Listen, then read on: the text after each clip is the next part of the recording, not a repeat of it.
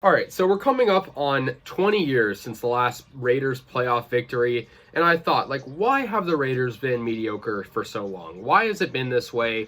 With a team so iconic, shouldn't they be winning, playoff games, making the playoffs? And obviously they haven't. It's been 2 decades of misery, pretty much, of losing and, mediocrity. So I've kind of broken it down into categories on why the Raiders have been such a lousy team for a long time. My first thought is like, why are the Raiders even relevant, right? Because that might seem like an easy question to answer because, obviously, the logo, the colors, right? This, if you hear silver and black together, you automatically think of the Raiders. It's just, it fits together. It's a good branding scheme. They're an iconic team. Sure, the weird thing is their attendance has never really been good in the past years. I mean, in Vegas, it's pretty terrible. In Oakland, it was never very good in the second stint of Oakland back in the early 2000s and 2010s as well. But the Raiders are iconic because their branding and the fans tend to, just like a lot of other fan bases do. But so I'm not singling the Raiders out, but the fan base tends to look to the past and cherish moments that are kind of expired, right? Like plenty of moments back in the day that kind of can't really be brought up now and aren't relevant to kind of make the team relevant now. So, yeah, the Raiders are always going to be iconic. If that playoff win drought ever got to, 50 years, even 100 years, that wouldn't happen. But say it did, I think they'd still be a relevant team within the fan base because there's a lot of dedication, and I respect that. But I think there is also a lot of delusion around the fan base. Anyways, let's get into this. So the first category, pretty obvious, pathetic coaches, right? The Raiders coaches recently, aside from Jack Del Rio, who I actually like, have been pretty bad. We all know John Gruden kind of ruined this team when he came back. They were horrible with him. Yeah, I mean, they haven't really had many good coaches in a long time. They had, Jack Del Rio, who was, in my opinion, a really good coach. He was likable. He, was a good coach. They've had, with Rich Bisaccia, 21 coaches now total, dating back to their existence. A lot of bad coaches. Like Tony Sperano, really bad, 3-9. Dennis Allen, pretty bad coach.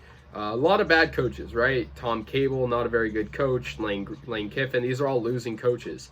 Art Shell, hate to say it, great player, not a good coach. Raiders coaching is pathetic, really. It hasn't been good in a long time. Mike Shanahan was pretty good. Art Shell in his first stint as a coach was good.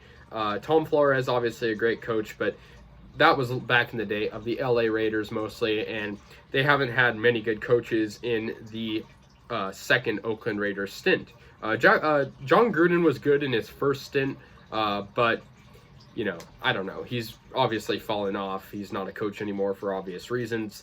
So, yeah, that's the first thing. Coaching is everything in the NFL. You hardly ever see a Super Bowl caliber team with, a bad coach, right? Even recently, a lot of these Super Bowl teams have been really, really good with coaching. Next, this is an obvious one, questionable ownership.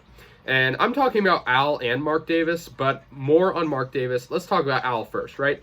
I love, what Al Davis did in the early days of the Raiders. He really took them from a kind of a second-class team to a fine football team, a team with a winning culture.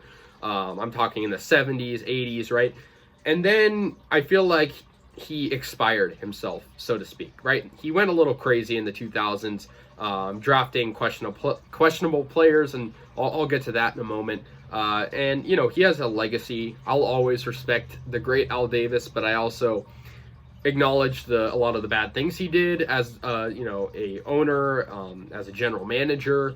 And yeah, Al Davis, I wish he was a owner now because I feel like they wouldn't have moved to Vegas, and I know that's controversial. We could play a game of what if, but I feel like they wouldn't be in Vegas, and maybe they would be in LA.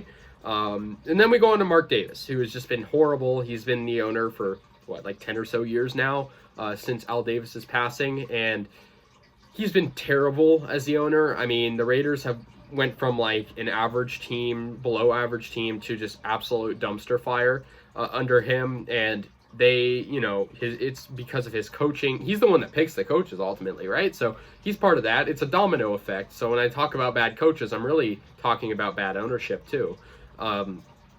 He's made really bad decisions, though. We all know Mark Davis is really failing as an owner. He's not. There's a reason he's not a rich owner like Jerry Jones or Stan Kroenke, right? So yeah, and then okay, the final part I want to talk about the players. The Raiders love to draft either criminals, egomaniacs, or just overall bad characters as their players. I mean, this past year was a great example of that with Henry Ruggs, obviously criminal, Damon Arnett, criminal. You can go back a couple years, Aldon Smith, plenty of guys, or guys that just lash out and have bad attitudes. Vontez, well, they didn't draft Vontez Burfict, but they had him. I believe he's still suspended. And then you go back, a decade and a half, and you have Jamarcus Russell, who's considered the biggest draft bust of all time. And that was Al Davis who did that. So that's an example of an Al Davis miscue, if you will, that I kind of alluded to. So yeah, I mean, that's just pretty bad in general. And then, you look at the players they have now, and it's like, even if they're not criminals or egomaniacs, they're not quite the most talented players. Like, okay, I will give the Raiders some credit. Like, they're not a team with no talent. They're not the New York Jets, right? You turn on a Raiders game, you're going to see talent. Derek Carr is talented, right? Josh Jacobs is talented. Darren Waller is very talented.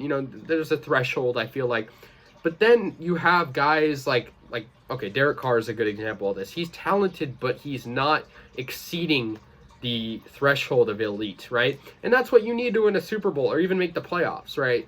You needed an elite quarterback, and the Raiders haven't had an elite quarterback since, I think, Rich Gannon. A lot of people think Derek Carr's elite. The fact of the matter is he's not, in my opinion. But that's the reality of it. You need a good quarterback that's better than good. You need an elite quarterback. You need an elite running back. And I think the Raiders have had a lot of good running backs. The late Marshawn years, you had Darren McFadden. Going back earlier, you had Latavius Murray, who was a Pro Bowler. You have Josh Jacobs. I don't think these guys, I think Marshawn is elite. I don't think in his final years he was elite, though. So the Raiders love to get guys that are either washed up or aren't quite, at the top where they should be. And then once they reach the top, like Khalil Mack or Amari Cooper, they trade them or they get rid of them some way, which causes the whole cycle to redo itself. And then you have John Gruden, who drafts a bunch of bad players, bad on the field and off the field. So those are kind of the three main categories I kind of thought of. And I really think it is interesting how, you have teams, not just in football, that are just irrelevant because they haven't been good in a long time. I mean, Sacramento Kings is a good example. Orlando Magic in basketball as well. Jacksonville Jaguars could be a good example of a kind of irrelevant team. But the Raiders aren't irrelevant. The Raiders could go 0-17 and they're still relevant because of this. Because of Just Win Baby. The saying, commitment to excellence. Because they have a brand. And I respect it, but I think the fan base needs to realize that having a big brand is not everything. It's actually nothing if you can't win. And, having a good Raiders fans are great, but a lot of them are delusional when it comes to realizing that we're not a relevant team in the scope of the NFL. We are maybe within our own fan base, but yeah. And it also doesn't help when you have, you've moved so many times where you're already controversial, and then you have these spread out fan bases that don't agree on a lot of things. I'm talking about the Las Vegas fan base, the existing Oakland fan base, and I know there's a big existing LA fan base.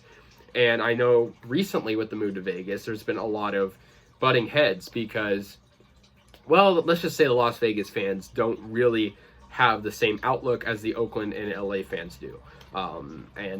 If you want to know about that, I made a video about it. You can scroll down a little bit, you'll see that. So yeah, anyways, let me know your thoughts. I think the Raiders need to change their ways from these three categories I mentioned: pathetic coaching, questionable ownership, and drafting egomaniacs and criminals. So let me know if you agree. Let me know if you disagree, and I'll see you guys later. Yeah, peace out.